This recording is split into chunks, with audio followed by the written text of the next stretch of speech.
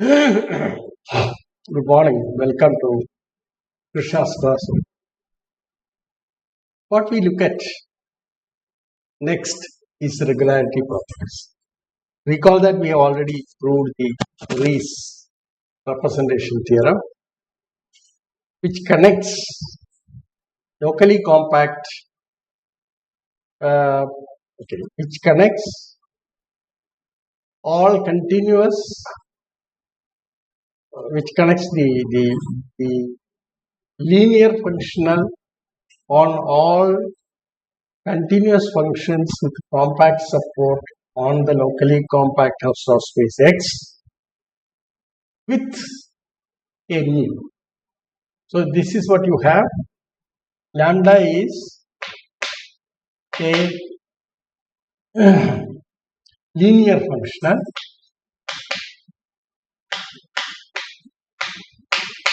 on X locally compact.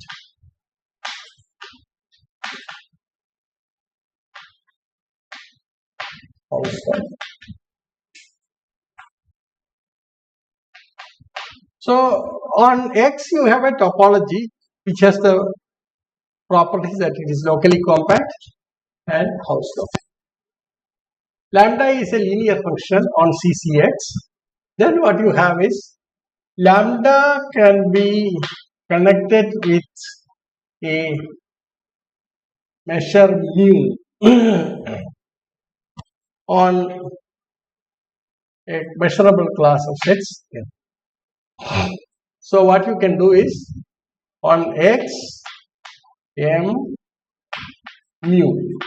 This is a measure space. So associated with lambda there is a measure space, and with the property that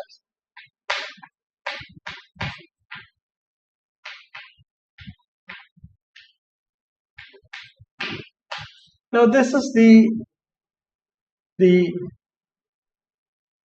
sum and substance of the Riesz representation. Well, needless to say that if Xm mu is a measure space and F is a locally compact say continuous function with compact support, then this integral is well defined, and this, if you define lambda f to be equal to this, then it becomes a linear functional on CCX. Okay, so it works either way. Mu is uniquely determined.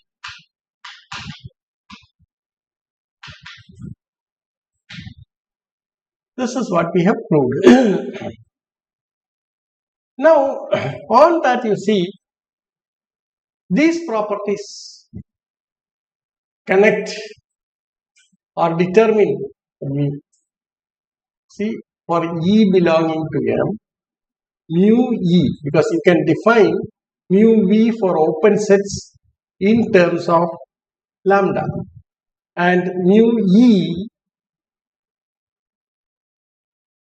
turns out to be infimum of all mu V, where E is inside an open set, or in other words, you are approximating E by open sets from outside.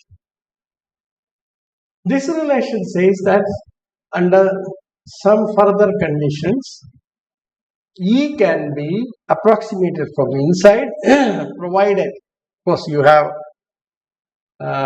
two things: either E equal to V, an open set, or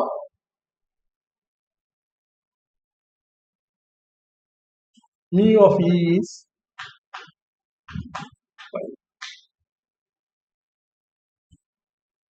okay. So that's the condition that we impose, right? So under those circumstances, you can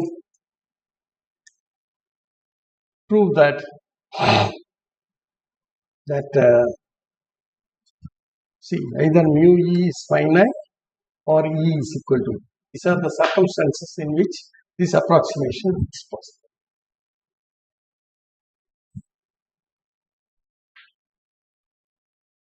Okay, so this we can avoid because if it is already V, you have mu V defined, and you see that mu V is defined as, recall, defined as the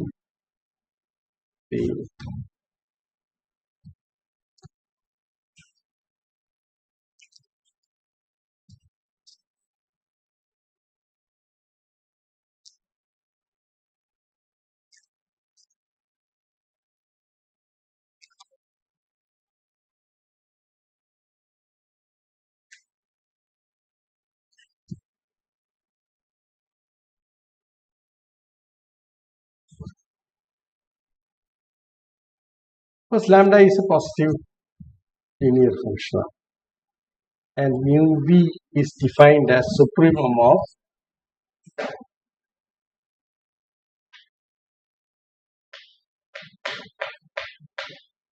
f belonging to f is subordinate to. Okay. So these are the situations where you have everything well defined. Now we are going to introduce what are called the regularity properties. In fact, what you observe is that every open set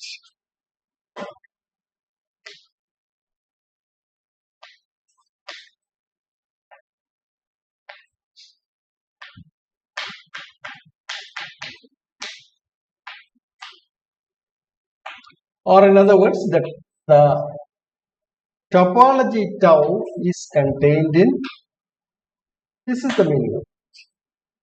Now you know that this is a sigma algebra. What does it mean? It means that it is closed under arbitrary unions and arbitrary multiplications and complementation. Okay. So this is a sigma algebra means x belongs to M,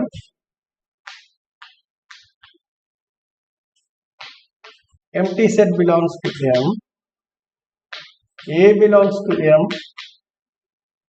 implies A complement belongs to M,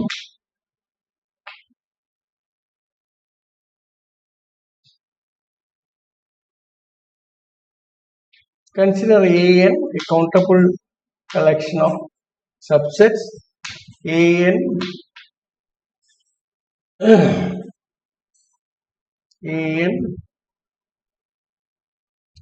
belonging to sigma algebra, then this implies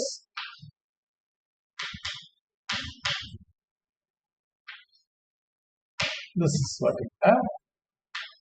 Consequence, one of the consequences is that now this along with this you can show that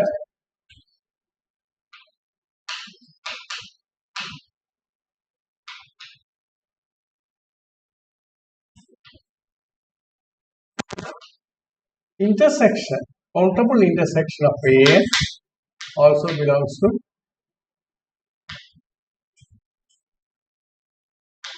this is something that you can do. Okay. Therefore, we look at a sigma algebra which contains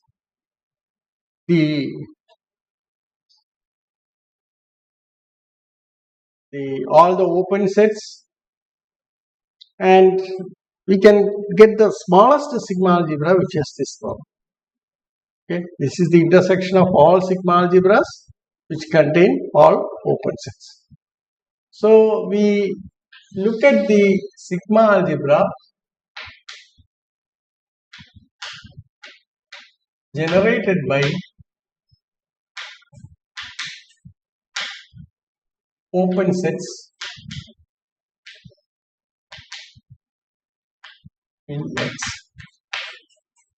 What does it mean? It contains all open sets. So it contains all closed sets.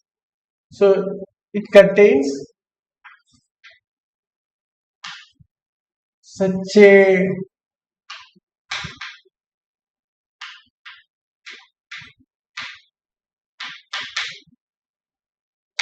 or open set.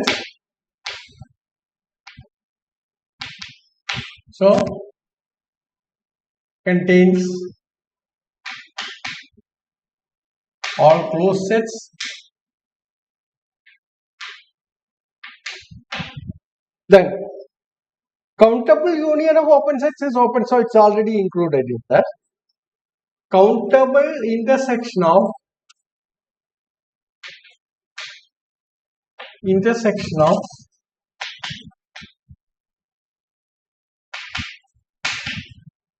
all open sets, which need not be open, because that is not there in the conditions for tau to be a topology.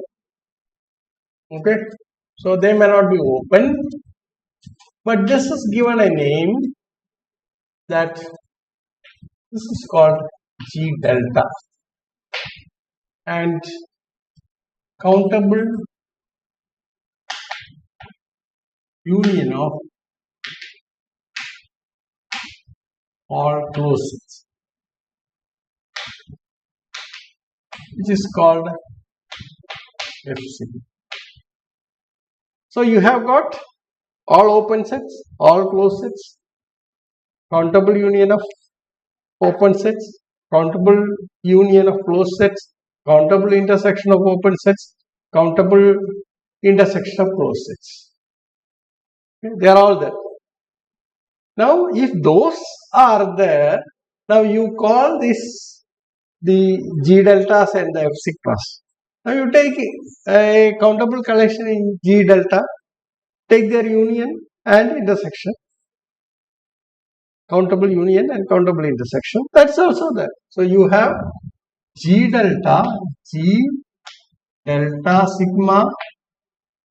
G delta delta, F sigma delta, F sigma. They also belong to, if that is so, you can continue this process. So you can say that a G sigma delta delta sigma etc.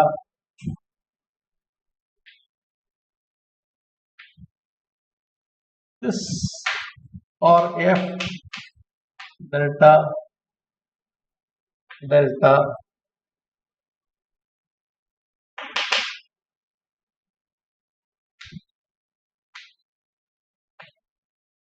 they all belong to. So this collection is very rich.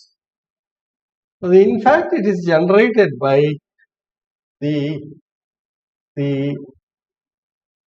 topology. See, this is important because we would like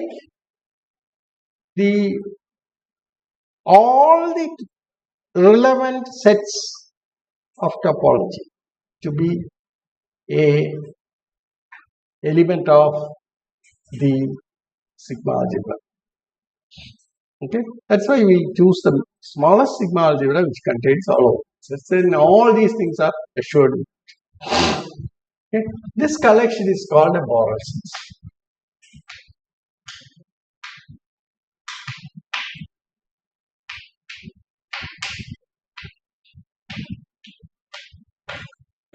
Now we just give a formal definition of this.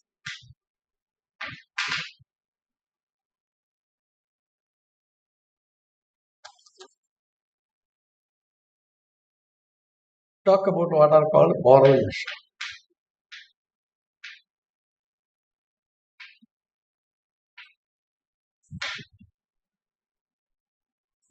A measure mu defined on the sigma algebra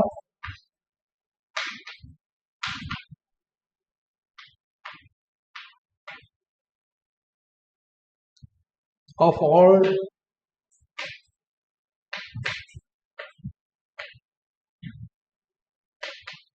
Borel sets in a locally compact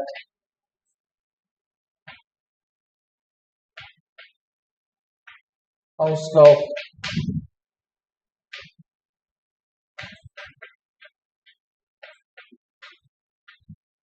is called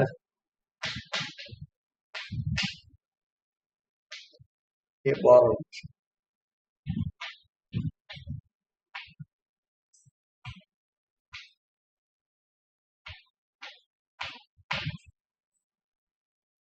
It's particularly interesting to work on this. So you see later on when you talk about measurable functions, or we have already looked at these prospects, we'll be working with measurable functions which are relevant for integration. Now you see that you get all the continuous functions defined from one measure space to a topological space, measurable provided the measurable class is the Borel class. Okay, we are talking about the Borel measurable functions. So all the continuous functions belong to the sort of the set of functions called the measurable functions. Okay, so you can comfortably work on continuous functions, which is the least that you ask. That is not possible, then your effort will not be worth. Okay, so that is the whole idea.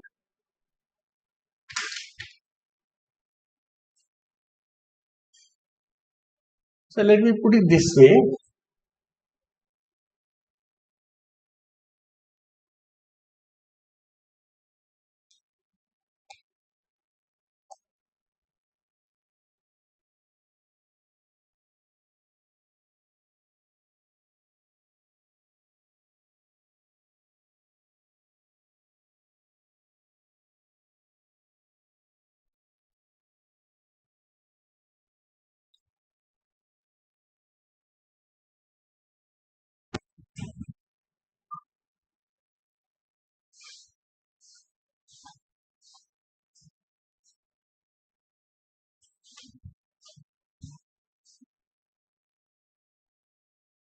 Okay, suppose you have, see, this is the general thing that you have. Suppose f is a map from x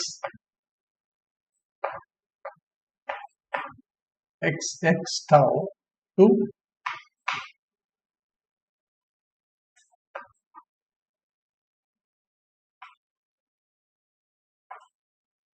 both are topological spaces, f continuous.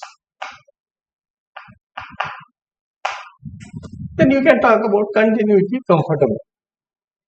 Okay, suppose you see x, we can put this restriction that x is a locally compact Hausdorff space, and if you need not have the condition.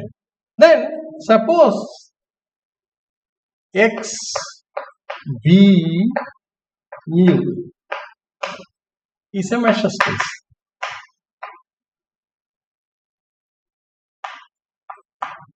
With the property that B is a sigma algebra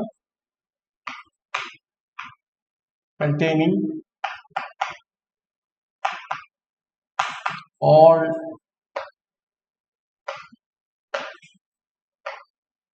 that means all elements of tau x. Now you see when you say f is continuous, f continuous if and only if f inverse of V belongs to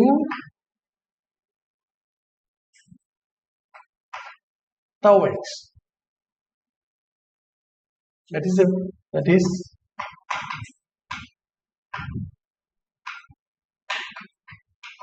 this is the definition. F is continuous on X provided F inverse of V belongs to tau X. Now, what is that you are assured of? When you say F is measurable, F is measurable if and only F inverse of V belongs to P. Whatever be the sigma algebra that you impose, this is true, then you say this is measurable, but we are working on continuous functions. See, there is a similarity between these two definitions. Now, clearly,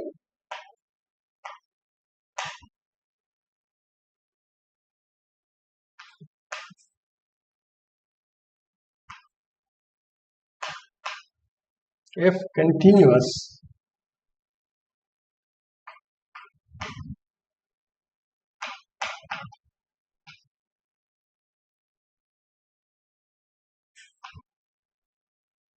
measurable with respect to the Borel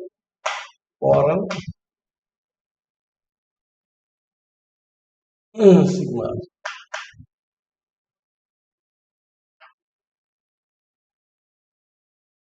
Because if F is continuous, then F inverse of V is in tau X, and that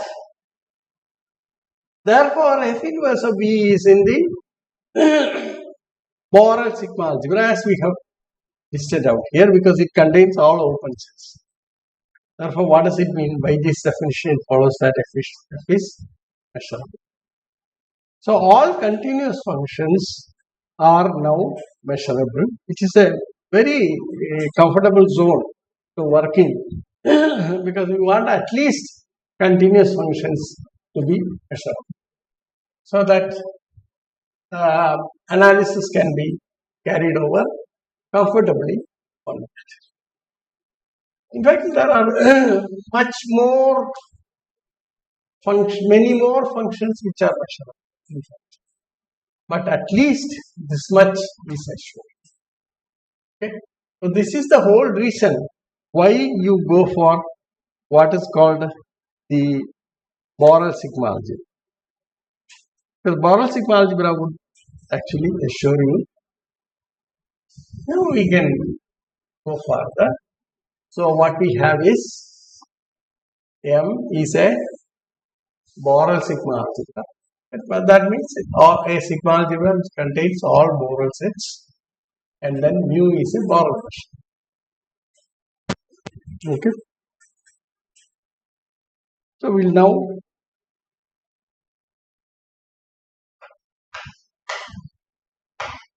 definition.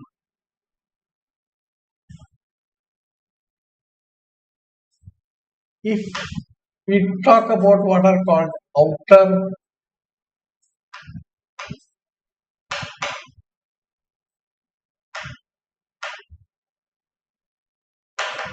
outer regularity, if mu is positive,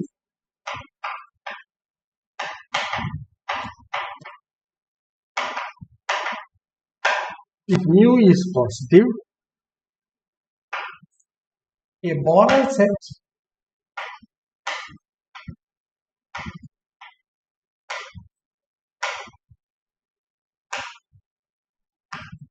a subset of X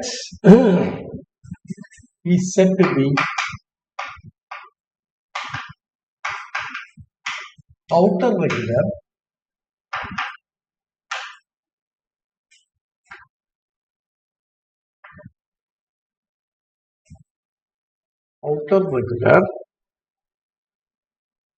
if the first condition.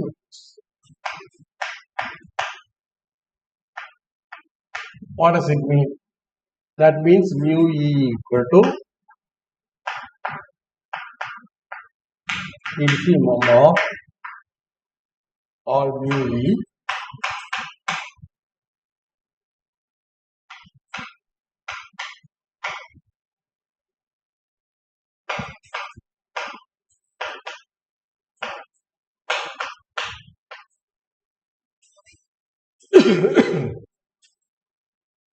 This is one of the results. And next definition, we talk about inner regularity.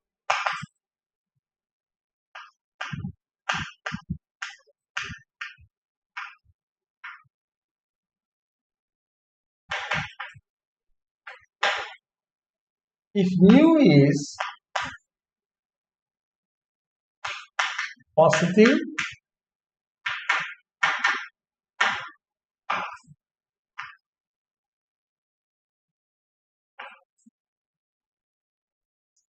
a Borel set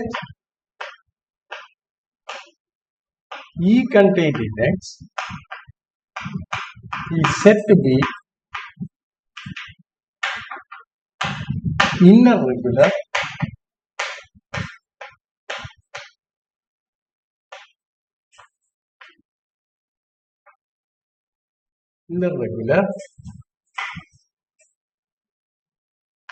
if the condition 2 holds. That is, mu of E equal to supremum of mu k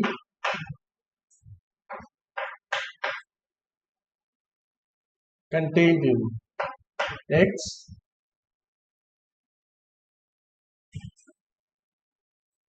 dx.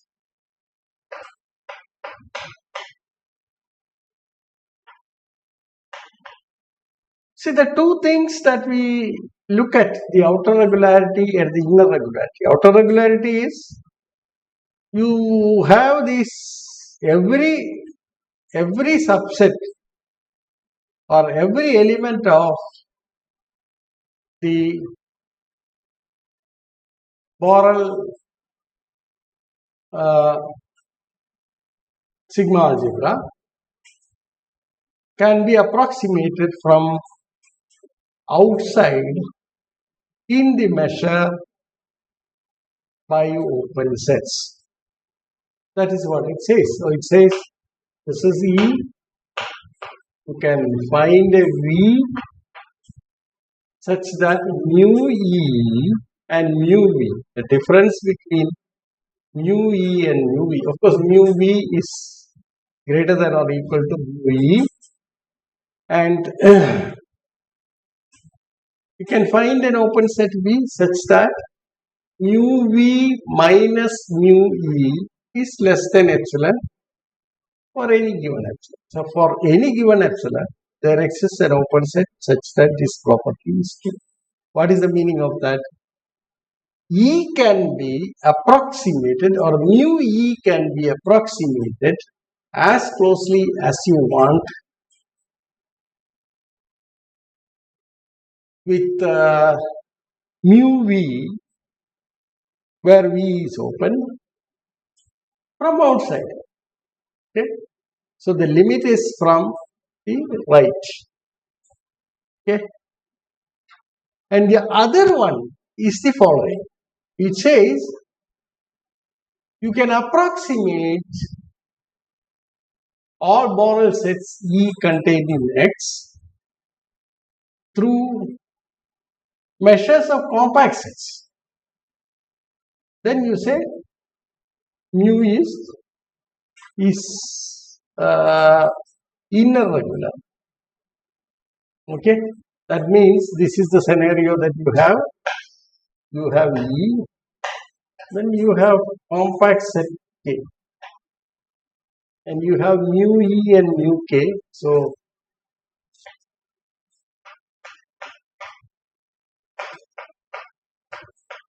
obviously, and this is the supremum of all mu K for K contained in E. E corresponds to the bigger set. Okay, so that you can approximate the measure of E from inside using compact sets. Okay, then you say mu is inner regular. So you have two concepts, namely outer regularity and inner regularity. Now let us go back to the situation where we have already already considered a situation of this kind, namely the situation where the Riesz representation theorem, or from the positive linear functional we have obtained a sigma algebra and a measure mu using these properties. That's what we did from in the Riesz representation theorem. Okay, right. Now the question that you ask at this stage, or one of the questions that you can ask immediately, is this.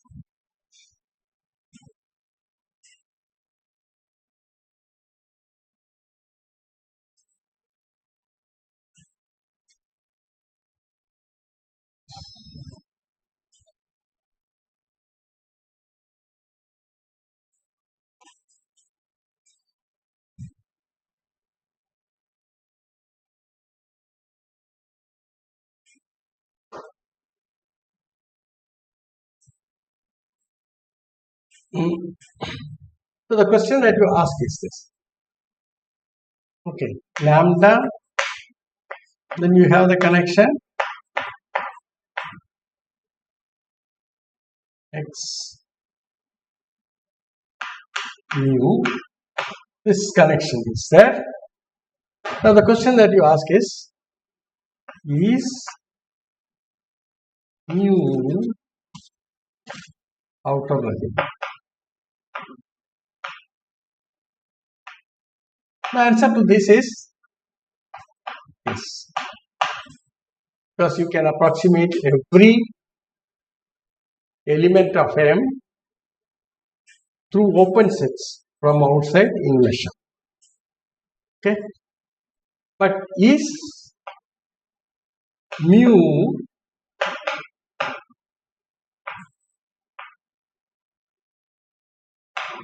the answer is in general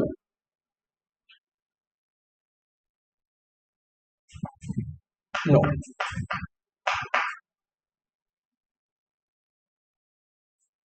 Okay, so just from the conditions that we have used in the representation theorem, it is not possible. In fact, what we are able to prove is this. That is,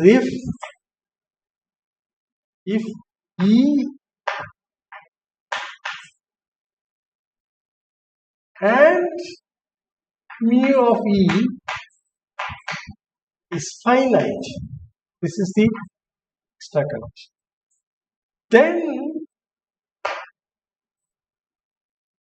mu of E can be approximated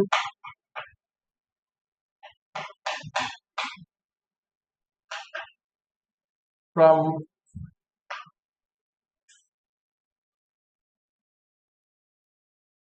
below by mu of K compact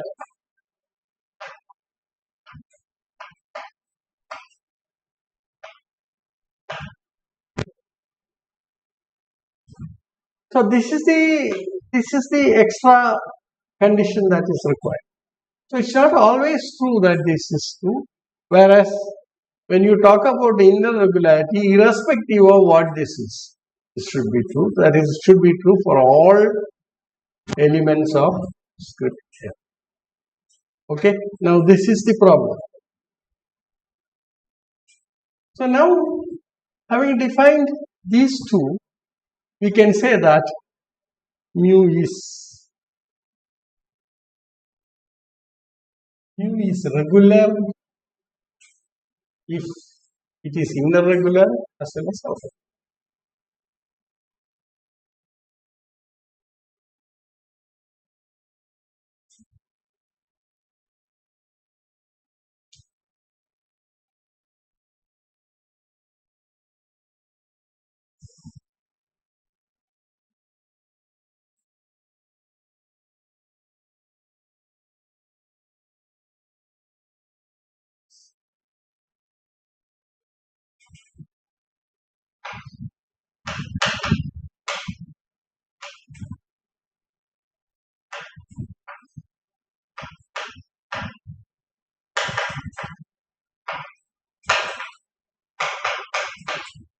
both inner and outer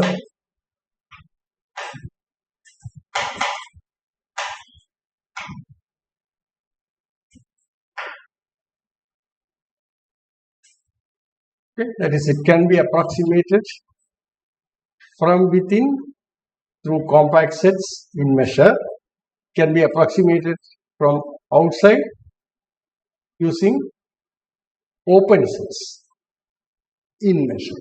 Now this is what you have. So you see that the conditions that we have just imposed, like positivity, linear function on CCX, X having the topological properties, namely that it is locally compact housed off. All these things are not enough to assure that is a regular measure. U is a regular measure. Okay? Although in many examples you do get it. For example, on the real line R, on R, if you take so you take R, the border measure. So this is the Lebesgue measurable sets, and this is the Lebesgue measure.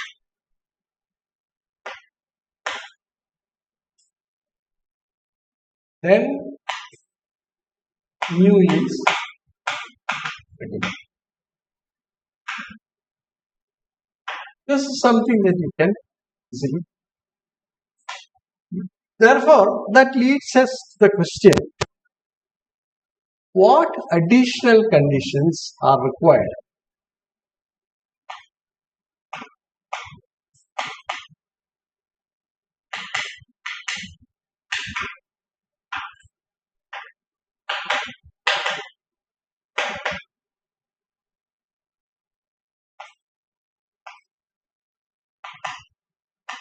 to assure that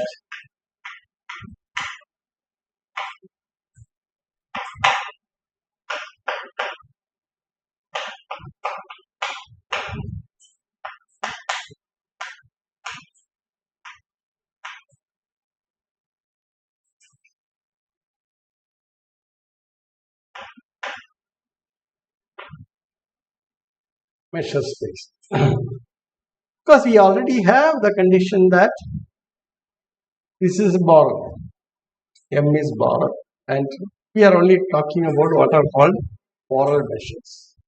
So, what additional conditions are required to assure that borrow measures are regular?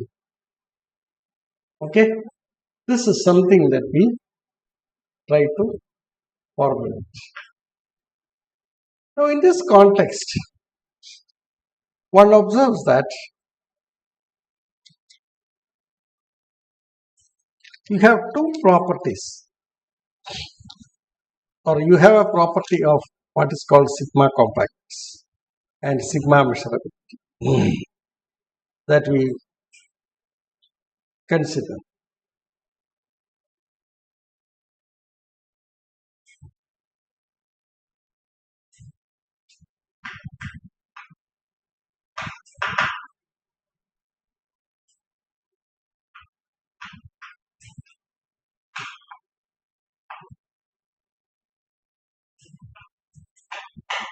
It's a topological property.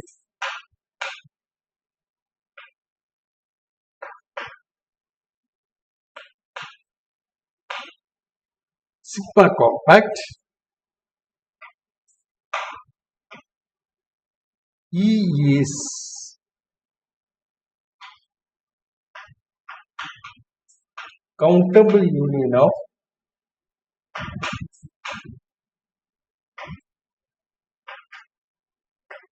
compact sets.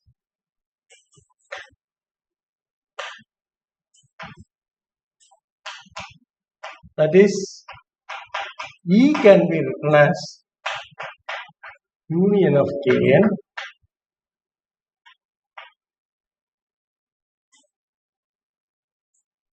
so this is what you call property of sigma compactness.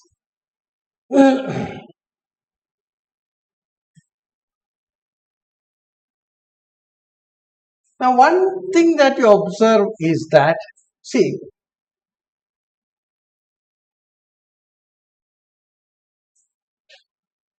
suppose E is the finite union of compact sets, then it is compact. And all compact sets are naturally sigma compact. So you make those observations.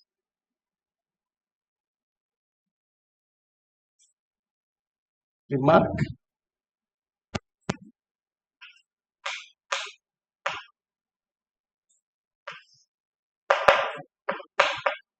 All compact sets are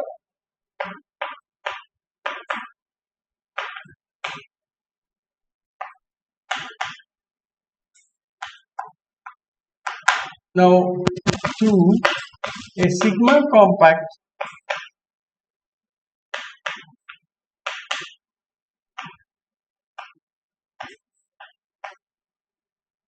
need not be compact. Not even close.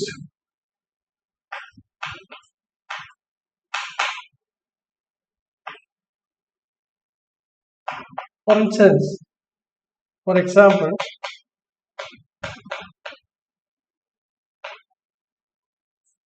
take the interval -1 to 1 contained in R. Now, -1 to 1 can be written as union of -1 plus 1 by n, 1 minus 1 by n.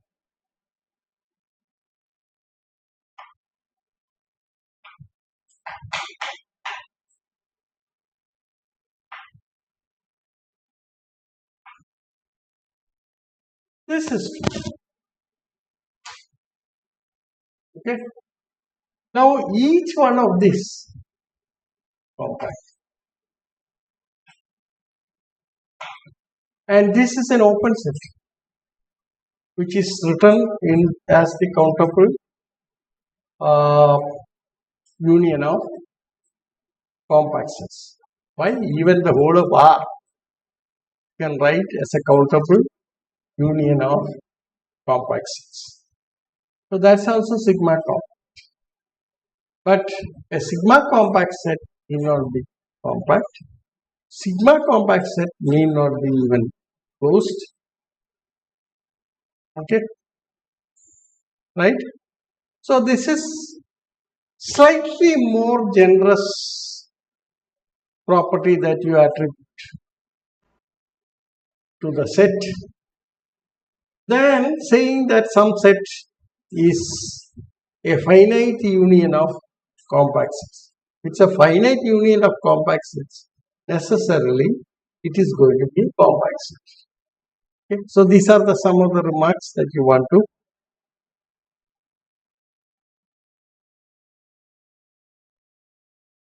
Now we talk about what are called sigma finite.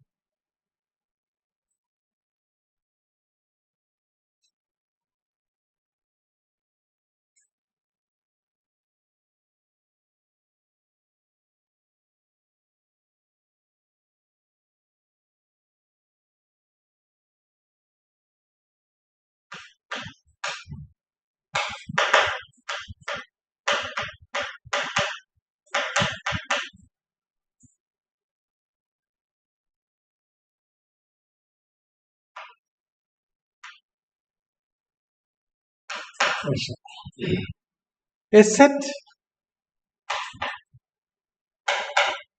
E in a measure space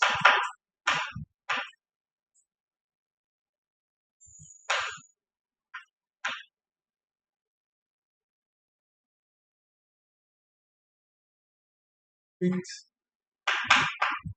the measure mu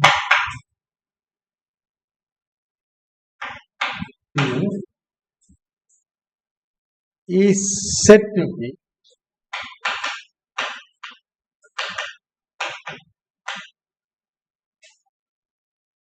sigma finite measure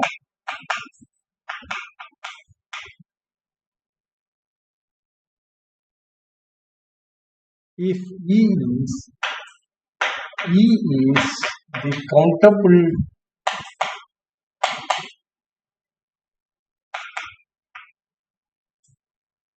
countable union of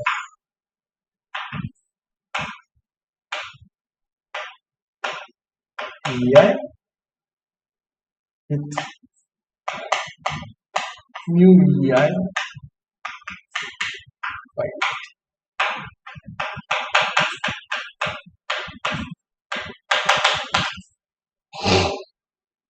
Now this is what you mean by a sigma finite.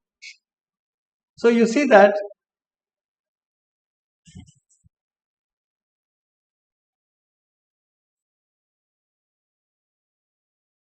you have a sigma compact set in you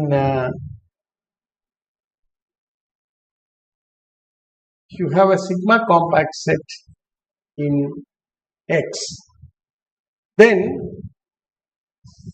it has a sigma finite measure. Sigma finite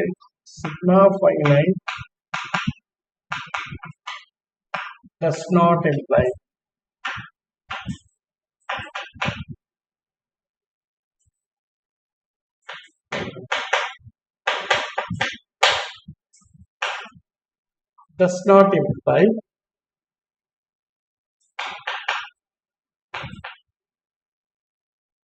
finite. If it is finite, then if it's a finite measure, then of course it is sigma finite. That goes without saying. So this is the scenario that you have. Therefore, what we are now after is under what extra conditions. So the question that we want to resolve is this.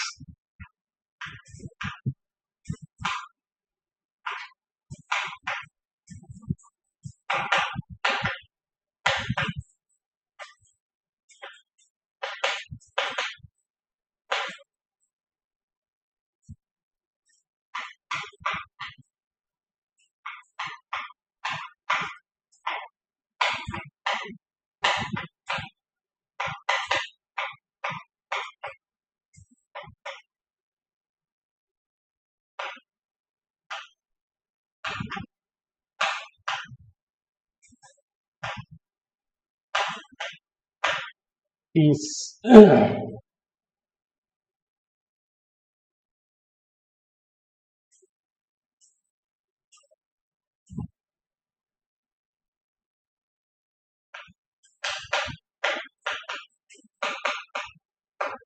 sigma finite.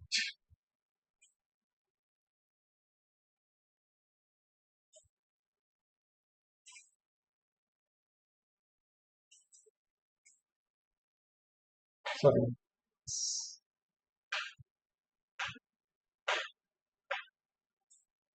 Is regular. This is the question that we are asking. Okay. So when is mu a regular measure? The mu that we have constructed in the context of the non-negative linear functional on measure space. So we will try to resolve this problem in the next two theorems. Okay. So this is just an introduction to that. So in the next lecture, we'll take up the theorems. Thank you very much.